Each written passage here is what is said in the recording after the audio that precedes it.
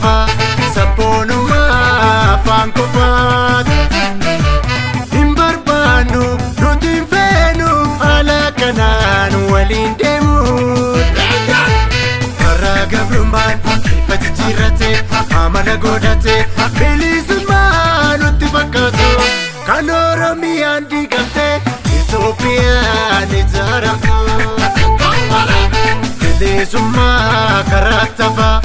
walaabummaa afaan qofaat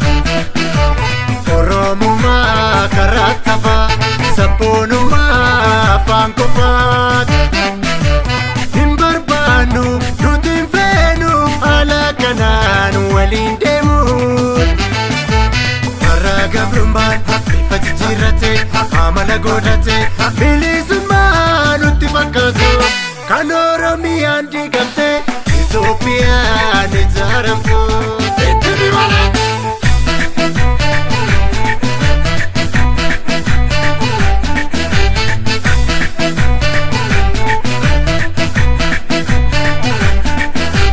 Yaa sabaa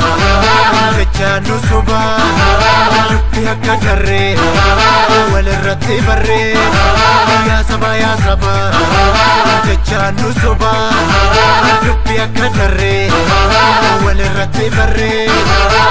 yaa shimala michuun nama ganaa koodee barbaachuun argu saranaa yaa shimala michuun nama ganaa koodee barbaachuun argu saranaa yaa shimala michuun nama ganaa koodee barbaachuun argu baranaa yaa shimala michuun nama ganaa koodee barbaachuun argu baranaa yaa shimala dubbii marii maree yaa shimala hedduu dagalee kee yaa shimala dubbii namaa teeraa yaa shimala eegii sagalee kee yaa shimala ulma baatti bahaa yaa shimala intalli saadatti yaa shimala harki hanna baree yaa shimala loluun sochooti yaa shimala jarroo nama ganaa qoomoo kiyyaa ofeegi baranaa yaa shimala jarroo nama ganaa qoomoo kiyyaa ofeegi baranaa yaa shimala jarroo nama ganaa lammii kiyyaa ofeegi baranaa yaa shimala jarroo nama ganaa lammii kiyyaa ofeegi baranaa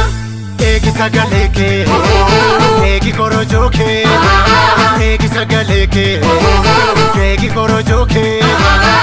kacha maaliin darbee karaa Booranaa nagallee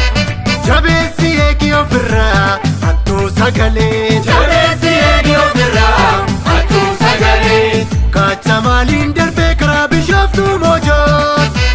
jabeessi eegi ofirraa hattuu korojoo jabeessi eegi ofirraa hattuu korojoo.